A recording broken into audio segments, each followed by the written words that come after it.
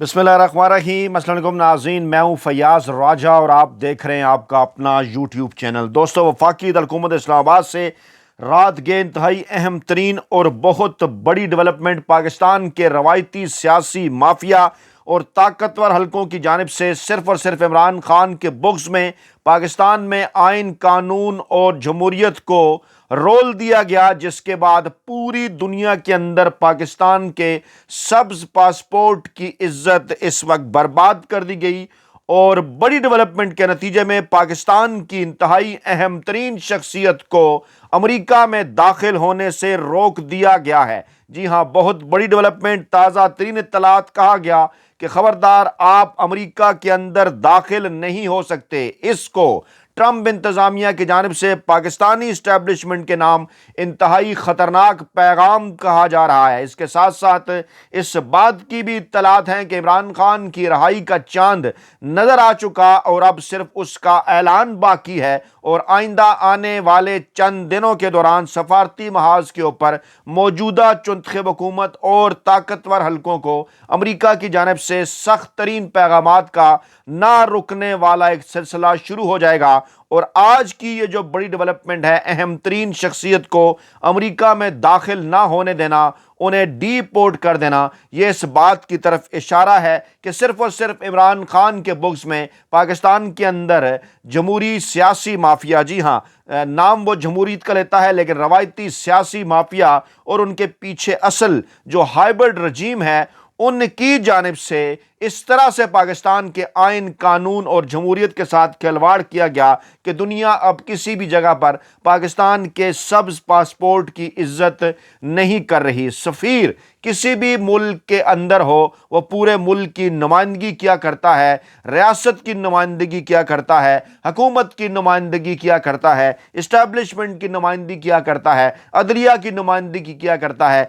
पार्लियामान की नुमाइंदगी किया करता है, पाकिस्तानी अवाम की नुमाइंदगी किया करता है और उस मुल्क की ब्यूरोक्रेसी की नुमाइंदगी किया करता है, उस मुल्क की अवाम की नुमाइंदगी किया करता है। लेकिन एक ऐसे ही नुमाइंदे को अमरीकी सरजमीन पर कदम नहीं रखने दिए गए। जी हाँ, ज़राए का यह दावा है दफ्तर खारजा के कि पाकिस्तान के तुर्कमेनिस्तान में तैनात सफ़ीर को अमेरिका में दाखिल होने से रोक दिया गया है। कुछ यार दोस्त बेली शायद ये बात करेंगे, ये क्या मामला है, ये कौन सी बड़ी खबर है, तुर्कमेनिस्तान में ही वो पाकिस्तान के सफ़ीर थे, कौन सी ऐसी बड़ी बात है। तो जनाब, जो ऐसे मुल्क हुआ करते हैं जिनको अपनी सेल्फ रिस्पेक्ट अजीज़ हुआ करती है, जिनको अपनी इज़्ज़त नफ्स पर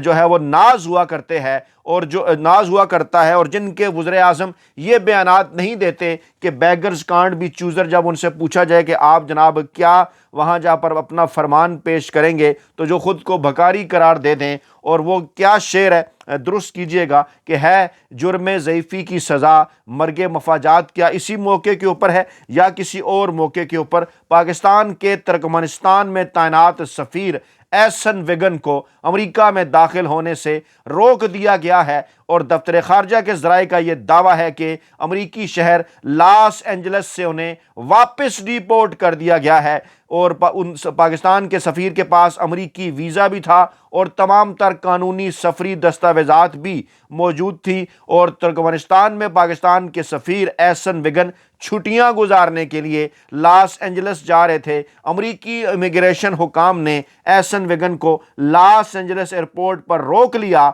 और ज़राए ये दावा कर रहे हैं कि उनके मुताबिक अमेरिकी सिस्टम में पाकिस्तानी सफ़ीर पर उनके मतनाज़ा वीज़ा रेफरेंस का एतराज़ मौजूद था, यानी एक सफ़ीर के वीज़े के हवाले से ये सूरत हाल बना दी गई उस पाकिस्तान के मुतल्लिक कि जिस पाकिस्तान के अंदर चंद दिन पहले ढोल पीटे जा रहे थे, शादियाने बजाए जा रहे थे कि हाय हाय हाय डोनाल्ड ट्रंप ने हमारा नाम ले लिया, हाय हाय हाय हम तो पहले से कहीं ज़्यादा अच्छी खिदमत आपकी करने के लिए तैयार हैं, 80 की दहाई के जनरल ज़िया से भी कहीं आगे, उसके बाद 99 के जनरल मुशर्रफ साहब से भी कहीं आगे, हम आपकी बहुत खिदमत करने के लिए तैयार हैं, आप एक दफ़ा इशारा तो करें, बस आप सिर्फ और सिर्फ पाकिस्तान پاکستان میں آئین قانون اور جمہوریت کے ساتھ جو کچھ ہو رہا ہے اس پر اپنی آنکھیں بند رکھیں. عمران خان کا آپ نام نہ لیں, ہم ان کے بغض کا شکار ہیں. آپ عمران خان کی رہائی کا نام نہ لیں, آپ انہیں اندر رہنے دیں. ہم آپ کے لیے ایسے ایسے کام کریں گے کہ جناب آپ یاد رکھیں گے.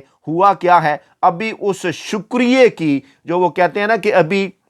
جو ہے وہ شکریہ پوری طرح سے جو ہے وہ پہنچا بھی نہیں تھا پاکستان تک. پہلے ہی شہباز شریف صاحب کا جوابی شکریہ وہاں پہنچ گیا. لیکن اس کے بعد کیا ہوا جناب, ذرائع یہ کہہ رہے ہیں کہ امریکی سسٹم میں پاکستانی سفیر پر اس متنازع ویزا ریفرنس کا اعتراض موجود تھا. دفتر خارجہ خود کہہ رہے ہیں کہ ہاں جناب ان پر اگر اعتراض لگا ہے تو ٹھیک لگا ہے. اور وزیر خارجہ اسحاق ڈار اور سیکرٹری خارجہ آمنہ بلوچ صاحبہ کو ذرائع کا یہ دعویٰ ہے کہ واقعے کے بارے میں بتا دیا گیا ہے اور وزارت خارجہ نے لاس اینجلس میں پاکستانی قونصلیٹ کو معاملے کی جانچ پڑتال کی ہدایت بھی کر دی ہے. اور پاکستانی سفیر ایسن وگن صاحب سے رابطہ کیا جا رہا ہے لیکن ان کا جواب موصول نہیں ہو رہا. ترجمان دفتر خارجہ بھی اس معاملے کے اوپر جواب دینے سے گریز کر رہے ہیں. لیکن بہرحال ذرائع نے یہ کنفرم کر دیا ہے کہ جناب ایسا ہوا ہے. اور دوسری جانب ایسا کس ملک کے ساتھ ہو رہا ہے؟ جی ہاں, آج وائس آف امریکہ کی ایک رپورٹ ہے. امریکہ کا نشریاتی ادارہ ہے وائس آف امریکہ کہ پاکستانیوں کی دیگر ممالک کی شہریت میں دلچسپی بڑھ رہی ہے اور ایک سال کے اندر 25,000 پاکستانیوں نے پیسے خرچ کر کے دوسرے ممالک کی شہریت خریدی ہے. شرم آنی چاہیے ان ارباب اختیار کو, اس چنتخب حکومت کو یا ان دعویٰ کرنے والے حلقوں کو جو یہ کہتے ہیں کہ پاکستان کے اندر معاشی صورتحال بڑی بہتر ہو رہی ہے اور پاکستان کے اندر سرمایہ کاری آئے گی, جب پاکستان کے اپنے لوگ جنہوں نے بڑی محنت سے اپنا پیسہ کمایا وہ پیسوں سمیت دوسرے ملک کی شہریت لے کر پیسے خرچ کر کے دوسرے ملک کی شہریت خرید رہے ہیں. کتنی مہنگی. اگر وہ مجھے تو شاید اس جگہ کا نام نہیں آتا, کو وانا ٹاسو کیا انہوں نے کہا, آسٹریلیا کے قریب کوئی ایک ملک کیا جگہ ہے, $1,30,000 اس کے لیے بھی خرچ کرنے کے لیے تیار ہیں پاکستانی. $4,00,000 جو ہے وہ ترکی کے لیے خرچ کرنے کے لیے تیار ہیں. 20 لاکھ پاؤنڈ وہ برطانیہ کے لیے خرچ کرنے کے لیے تیار ہیں. $8,00,000 وہ امریکی شہریت کے لیے خرچ کرنے کے لیے تیار ہیں. اور 25,000 پاکستانیوں نے کئی دنیا کے ممالک کی شہریت خریدی ہے. اور یہ صرف ایک بندے کے میں پیسے آپ کو بتا رہا ہوں, اگر پورے خاندان کو جہاں سے لے کر جائیں گے تو اس کے پیسے آپ پھر ملٹی پلائی کر لیں. اور ہائی پروفیشنل کوالیفائڈ لوگ ہیں, یہ ڈاکٹرز ہیں, انجینئرز ہیں, ڈیزائنرز ہیں, آرکیٹیکٹس ہیں اور اس کے ساتھ ساتھ بیوروکریٹس بھی ہیں. اور وہ اصل میں سیاستدانوں, عدلیہ کے لوگوں پر اور اسٹیبلشمنٹ کے لوگوں پر, کیونکہ فوج, عدلیہ اور پارلیمان پر دوہری شہریت کے حوالے سے پابندیاں ہیں نا, تو وہاں پر یہ معاملہ نہیں ہو رہا. لیکن اس کے بعد پھر جب وہ یہاں سے ریٹائر ہو جائیں گے عدلیہ سے یا فوج سے یا پارلیمان سے, تو پھر ادھر کا آپشن موجود ہے. یا اگر ریٹائر نہ بھی ہوں تو ایسے ملک ہیں جیسے امریکہ, France, Australia, Canada, Germany, Switzerland وغیرہ, وہاں کی تو ڈیول نیشنلٹی بھی جناب لی جا سکتی ہے نا. پاکستان کی آپ نہ چھوڑیں, ان کی ڈیول نیشنلٹی بھی آپ لے لیں. لیکن یہ فلائٹ آف کیپٹل ہے جناب. اکانومسٹ یہ کہہ رہا ہے کہ کئی ارب ڈالر سالانہ پاکستان سے باہر منتقل ہو رہے ہیں. اور یہاں پر راوی چین ہی چین لکھ رہا ہے, صرف ایک مرد کلندر ہے جیل کے اندر بیٹھا ہوا قیدی 804, جسے احساس ہے, جو خود بھی پاکستان نہیں چھوڑ رہا, ڈٹ کے کھڑا ہوا ہے. آپ سب کو بھی کہہ رہا ہے کہ آپ نے مقابلہ کرنا ہے, نہیں چھوڑنا. لیکن ان کے لیے ایک الارم بھی ہے جو یہ کہتے ہیں پاکستان کے اندر معاشی صورتحال بڑی بہتر ہو رہی ہے. ان کے اپنے نیب کے چیئرمین نے چند دن پہلے یہ فرمایا کہ ایک سال میں 25,000 پاکستانی باہر چلے گئے, برین ڈرین ہو گیا, پیسے خرچ کر کے وہ شہریت خرید رہے ہیں. اور کیوں نہ خریدیں, کیونکہ اگلے ہی لمحے ایک اور رپورٹ بھی آتی ہے. اور وہ رپورٹ کیا ہوتی ہے؟ وہ رپورٹ پاکستان کے اندر اس وقت جو جمہوریت کے حوالے سے معاملات ہیں اس کے متعلق ہوتی ہے, آئین اور قانون کے حوالے سے جو معاملات ہیں اس کے لیے ہوتی ہے. اور کیلکولس نامی ایک ادارہ جو ہے وہ جناب اپنی یہ رپورٹ دیتا ہے کہ پاکستان اس وقت انتہائی نچلے درجے کے اوپر ہے جناب, جہاں پر آئین, قانون اور جمہوریت کے اوپر عمل درآمد ہو رہا ہے. اور وہ ساتھ میں ساتھ اس کی مثال دیتے ہیں اکتوبر نومبر کے مہینے کے اندر جو کچھ پاکستان کے اندر ہوا, جو کچھ پاکستان تحریک انصاف کے ساتھ ہوا. پاکستان میں اپوزیشن کی سب سے بڑی سیاسی جماعت, اصل میں اس کے پاس حقیقی مینڈیٹ ہے, معاف کیجیے گا,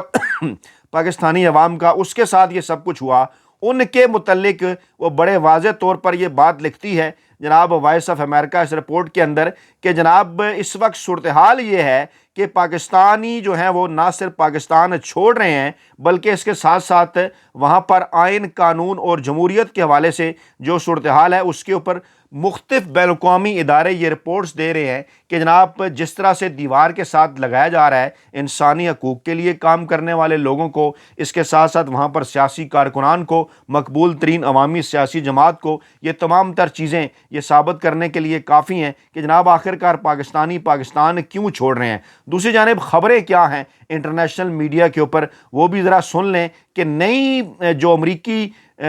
ٹرمپ کی جو ویزا پالیسی ہے ٹرمپ صاحب کی، پاکستانی شہریوں پر امریکہ کے دروازے جو ہے وہ بند ہونے کا امکان ہے۔ مسلسل 3-4 دنوں سے اس قسم کی خبریں آ رہی ہیں کہ جہاں افغانستان کے شہریوں پر پابندیاں لگنے جا رہی ہیں وہاں پاکستان کے شہریوں پر بھی پابندیاں لگنے جا رہی ہیں، اگلے ہفتے تک یہ نافذ ہو سکتی ہیں۔ 3-4 دن پہلے کی خبر تھی اور 12 مارچ کی تاریخ کو اس حوالے سے انتہائی اہم قرار دیا جا رہا ہے۔ تمام تر ذرائع اس بات کی تصدیق کر رہے ہیں کہ نئی ٹرمپ ویزا پالیسی میں پاکستانی شہریوں کے اوپر امریکہ کے دروازے بند ہونے کا امکان ہے اور اقدام سیکیورٹی خدشات ہیں، ویزا اسکریننگ ہے، دیگر تمام تر چیزیں ہیں۔ اور جناب معاملہ کیا ہے، مسئلہ کیا ہے کہ پاکستان کا نام اس فہرست میں شامل کیے جانے کی تجویز دی گئی ہے جس فہرست کے اندر شامل ممالک کے شہریوں کے لیے امریکہ کے اندر جو داخلہ ہے وہ جناب مشکل ہو جائے گا۔ اور DW اس کے اوپر سٹوری کر رہا ہے، وائس آف امریکہ اس کے اوپر سٹوری کر رہا ہے، BBC اردو اس کے اوپر سٹوری کر رہا ہے، اور تمام تر لوگ اس کی وجوہات کن چیزوں کو قرار دے رہے ہیں۔